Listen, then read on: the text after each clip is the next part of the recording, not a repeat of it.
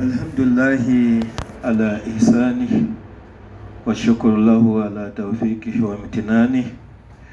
أشهد أن لا إله إلا الله وحده لا شريك له وأشهد أن محمدا عبده ورسوله الداعي إلى رضوانه الذي أرسله الله بكفل الناس ليبشرهم وينذرهم ولكن أكثر الناس لا يعلمون. يا عباد الرحمن أوصي وإياكم بتقوى الله سبحانه وتعالى. اتقوا الله حق تقاته ولا تموتن إلا وأنتم مسلمون. وبعد ishimwe ikuzo bikwiye Imana subhanahu wa ta'ala, Imana yo duhora dushima kubera ineza yayo ihora itugezaho, dushima kubera kuzuza ukutunganya ibyo byose tupanga tugena kugira ngo tugereho, Imana ikabitunganya. Koko twe turagerageza ariko Imana ikashira mu bikorwa. Ku bundi buryo turahamya ko nta yindi Mana uretse Imana imwe yonyine, yo itagira umufasha mu bwami bwayo. Tukanahamya ko we na Abdullahi Muhammad sallallahu alaihi wasallam ari intumwa akaraba n'umugaragu wayo, we wabayeho akora ibinezeza Imana, ahamagara aganisha ku nzira y'Imana subhanahu wa ta'ala, ndetse akaba ari nawe Imana yamwohereje kugira ngo abe umuburizi ku bantu, ndetse anabagezeho inkuru nziza n'ubwo abantu benshi batabizi cyangwa n'ababizi nibabyemera. Bagaragu ba Nyirimpuhwe, nongeye kubaburira kutinya Imana. Mutinye Imana, mugandukire Imana, mukuri ko kuyigandukira, kandi muramenye urupfu ntiruzabageraho mutari mubiyeguriye Imana subhanahu wa ta'ala. Hutuba y'uyu munsi ndavuga kuri kiyama. Ari kiyama, I'm going to speak about the day of resurrection. Kiyama, Allah subhanahu wa ta'ala tells that in many different ways. There is where he said, Al-Haqqa, Mal-Haqqa, wa ma adiraka Mal-Haqqa. Haqqa, linguistically, it is truth. Nukuvuga ukuri. Meaning it is the day of every truth. Everyone will reveal his truth on that day. Because in other ayahs, Allah subhanahu wa ta'ala says that some people will want to talk false, but their mouth will be closed. Allah will close your mouth and your hand will speak. Your parts of your bodies will testify you in front of Allah subhanahu wa ta'ala. They will speak whatever you did. So that's why it's the day of truth. Wama adiraka malahaka. What will show you? What can you do to know that day? La uqsim biyawm al-qiyamah. I swear by the day of resurrection. Al-Qali'ah. The day of destruction. Mal-Qali'ah. What can show you what is Al-Qali'ah? What is Al-Qali'ah? Allah describes these things in different ways. Imana isobanura ibintu byo ku munsi w'imperuka cyangwa umunsi w'izuka mu buryo butandukanye, ariko ibaza se niki cyatuma uwumenya, kuko n'ubundi uko tugaragara ni nkaho tutawuzi, kuko iyo tuwumenya twari kwigengesera. ariko utawumenya bikatuma tukora ibyo tushaka. Imana ibaza ese niki cyakumenyesha, niki cyakubwira iki? Kugeza ubu muri Qur'ani hari surati Inshikaka wa Ihdwatiha, iyi sura ifite abavandimwe bayo, Takwili, surati Takwili, surati Infitaru, yose ivuga kuri ibi ngibi, Anaziya, yose ivuga ku mperuka. Wanaba izi sura zose, ariko uyu munsi ndi burebe kuri iyi surati Infitaru, aho Imana subhanahu wa ta'ala ivuga iza samaa umfatarat, and when the sky breaks apart, wafutihati samaa ka'annat abwaba, muzabona ibirere bikinguse nkaho ari imiryango. Ariko se what shows, niki cyatubwira ko byose bishoboka, and that will be a destruction of the world. Humanity wa idhal kawakibu wa idhal kawakibu tathalat, and when the stars fall scattering, bimana everything will lose control, meaning that the stars will lose control. Murubone inyenyeri zabuze control mu kirere, ubone ziratatanye, ubonye ibirere birasatagurise, birafunguse. Mu yindi mvugo aho Imana itubwira wa idhal bihalu fujirat, and when the seas are erupted, they will come to flow. Isi izaza yuzure amazi yose, bivuze ngo inyanja zizashwanyuka, isi yuzura amazi. Ariko hari abahanga tuzi bavugane ngo isalo ahala dhikri kuntum la ta'lamun, mubaze abafite urwibuso, abasobanukiwe niba mutabizi.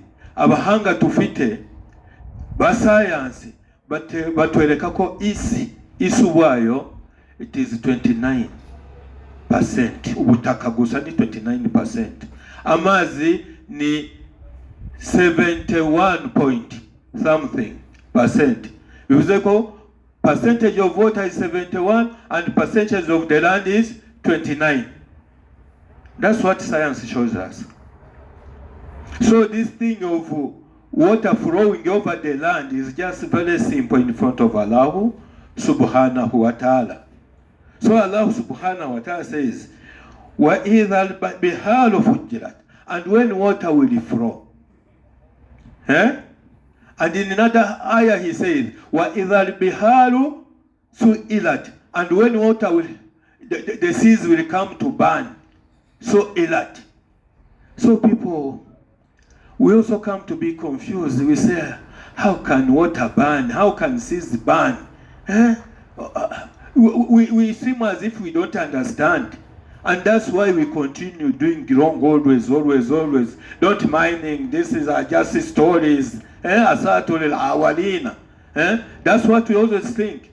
But in fact, if we look in science, we find that water is hydrogen times 2 and oxygen times 1, which is H2. Hydrogen is a air gas, which is flammable, and oxygen assists combustion. So this thing, there is a essay which says that when the end comes, the sun and the moon will collide. As they collide, then Allah will take the sun and the moon and throw it in the sea. So if you combine hydrogen and oxygen, what else do you need for the fire? It's just a piece of one stick of a matchbox, just to make it and throw it on the fire. But Allah says He will throw the sun and the moon in the seas. So after throwing it in the seas, it will catch fire and after catching fire, everything will burn. Everything will burn, and the land will expand, because even something, if it is heated, it expands. It expands. So that's why these things we neglect, we don't mind, and after all, we come to confirm them with our science, and moreover, science is just a mere knowledge, but the real knowledge from Allah, we don't want to understand. Ibyo nshaka kuvuga haniki, benshi iyi aya iratubwira ko amazi azaza yuzura isi, kandi twabonye ko isi ubwayo butaka ni 29. In fact na nubwo igera kuri 29, ahubwo ni n'ibice 28 n'ibice runaka.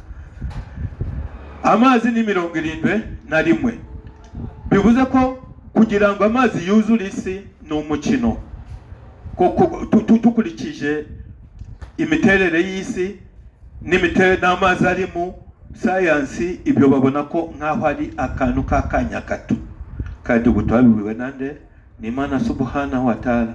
Nituri kubizirikana hari Imana iravuga mu yindi aya, wa idhal biharu su'ilat, kandi muzabona inyanja zose zizafata umuriro.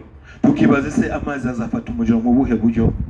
Ko dukoresha amazi mu kuzimya umuriro, ariko tugeze muri science batubwira ko hari bitwa molecules. Iyi molecules ifitemo molecules, buri molecule y'iki ya amazi harimo oxygen H2, hydrogen, harimo hydrogen inshuro kabiri, hakabamo oxygen inshuro imwe. Niyo mpamvu tusanga iyo bashaka kwandika amazi n'ubundi bavuga H2O. Iyo ni water. That's the composition of water. Iyo ni molecule imwe. Yari nyinshi noneho biragenda bikuba. Kandi hydrogen ni gaze itanga urumuri. Mugiye kureba neza n'uru rumuri tukunda gukoresha ni zaburamo za hydrogen. Mu birere hose zirimo, itabayemo n'uruburi bizuba n'urwagaragara. Ariko uro rumuri hakabamo n'indi gazi bifashisha yitwa oxygen. Kandi oxygen ifasha urumuri kugira ngo rukore iki?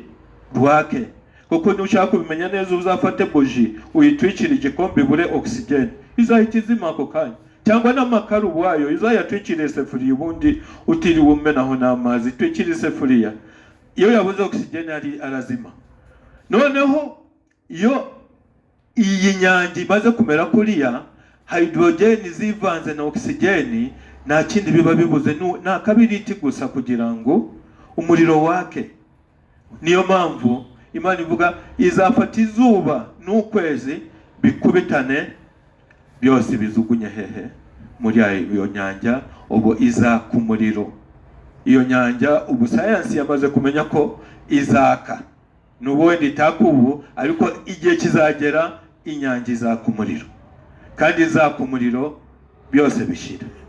Ubu isi nayo ikora iki? Ihaguke. Iyo ni kiyama, iyo ni umunsi w'imperuka, ariko ntago biraza mu bwenge bwacu, nitumva ko bishoboka. Niyo mpamvu Imana ihora wa madiraka yo muri kiyama. Ese niki cyabamenyesha uwo munsi w'imperuka? Wama alikalia. Ese niki cyabamenyesha ako kaga, uwo munsi wakaga? Kuko bizaba ari umunsi wakaga, nta kiremwa na kimwe kizasigara. Uwo muriro wonyine nago wakwaka ku isi ngo kisigare, maze isi ikora iki? Yaguke, nk'uko Imana bitubwira muri surati Inshikak. Wa idhal ardi muddat, nisi tukayagura. Kandi iyo tugiye muri science dusanga ikintu kishushe ukitwise kira expandinga, kiraguka. If you hit something expands. So niba icyo kintu cyaguka, niba umuriro wacanye ku isi, inyanja zirashira, ubwisira ire expandinga. Aho ngaho niho twese tuzagarurwa ku isi. Wabillahi tawfik, in alhamdulillahi rabbil alamin. بارك الله لي ولكم بالقرآن العظيم ونفعنا وإياكم بآيات الله وقولوا قولي هذا أستغفر الله إنه هو الغفور الرحيم وهو البر الكريم. تسلمني بس.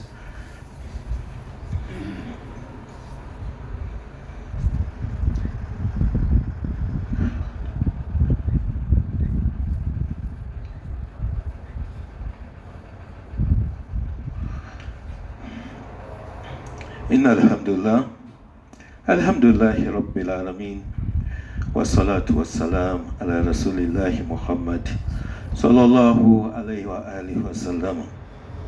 أشهد أن لا إله إلا الله وحده لا شريك له وأشهد أن محمدا عبده ورسوله وبعد.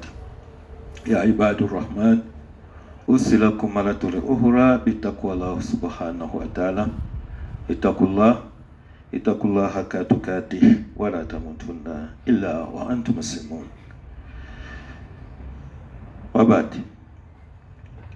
ishimwe n'ikuzo bikuye Imana subhanahu wa ta'ala, amahoro imigisha bisakare kuwasojereje abahanuzi mwe na Abdullahi Muhammad sallallahu alaihi wa sallam, we nabiwe n'abagaragu b'Imana bagera ikirenge muke.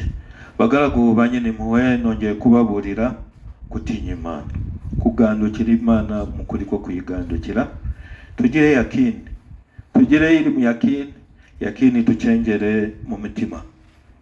I call upon you to fear Allah subhanahu wa ta'ala. Let us understand Allah subhanahu wa ta'ala. Let us get yakin. Let yakin go in our hearts. Let us believe as Allah subhanahu wa ta'ala wants us to believe, so that maybe He can give us His mercy. Wendi Mana yatugirira impuhwe. Ngira ngo murabona isaha igeze nuko tubayeho tuhungetwa, turi abanyaboba, nta kindi uretse ibibazo niki, nuko nta yakini tufite, nuko ukwemera kwacu nimbarwa. Iyo tumeze neza, bamwe turagerageza tukwemera, twahura n'ingorani ukwemera tukakutwa kukatakara. Abandi nabo iyo bameze nabi nibo bemera, bahura n'ibiza ukwemera kukagenda. Ubu twabaye vice versa. Ahubwo natwe turibaze se Imana izatukorera iki cyatuma twemera? Yatukorera iki? Uko bamwe ibaha ibyo bashaka bakatana, abandi yabibima bakemera, abandi ikabaha noneho ibyo batashaka bakemera cyangwa bakanatana. Ese aho nitwaba turi kugondoza Imana wa mugane wa wundi? Cyaba ari ikibazo kubw'ibyo bagaragu banyine impuhwe. Icyo nabasaba ni ukumenya icyo turi cyo. Imana subhanahu wa ta'ala iravuga mu magambo yayo, avuga ati ya ayyuhal insanu, yemwe bantu, magaraka birabbikal karim, niki kituma wibagirwa nyagasani wawe umunyabuntu, ukamwibagirwa pe, ukahitamo irari ryawe, ukahitamo ibyo ushaka, ukakora ibyo ushaka, ibimana ukavuga ati no. Allah says, O mankind, what has deceived you to neglect your Lord, to neglect the generous of your Lord? And you think you are superior, you think you are better than everything, you continue doing what you want, you neglect your Lord. What is deceiving you? Garaka bimana min garul wa mal hayatu dunya ila mata'ul gurul. This life is nothing.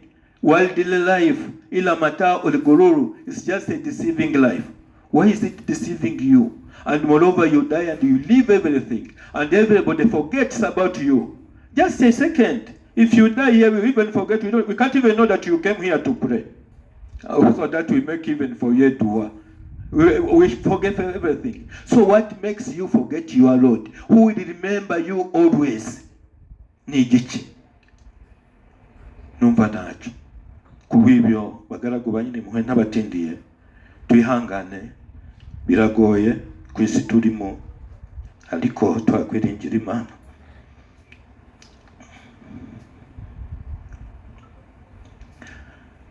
Inna Allaha wa malaikatahu yusalluna ala nabi ya ayyuhalladhina amanu sallu alayhi wa sallimu taslima. Allahumma ihdini fiman hadaita wa afini fiman afaita wa tawallana fiman tawallaita wa barik lana fima ataita wa qina sharra ma qadaita fa innaka taqidu wa la yuqidu alayka innahu la yazillu ma wallaita wa la ya'izzu man ataita tabarakta ya rabbi wa ta'alaita فلك الحمد على ما قضيت ولك الشكر على ما أنعمت به علينا وأوليت. نستغفرك ونتوب إليك اللهم صل على محمد وعلى محمد. اللهم اغفر للمؤمنات والمسلمين والمسلمات الأحياء منهم والأموات إنك لغفور رحيم. سبحانك اللهم وبحمدك نشهد أن لا إله إلا أنت نستغفرك ونتوب إليك. سبحان ربك رب العزة عما يصفون وسلام على المرسلين والحمد لله آمين. أقم الصلاة. Naam, izi zari inyigisho za Ijuma. Ku batarabasha kuzikurikirana, mwazikurikirana hano. Murakoze, mwibuke gukora subscribe. Assalamu alaikum warahmatullah.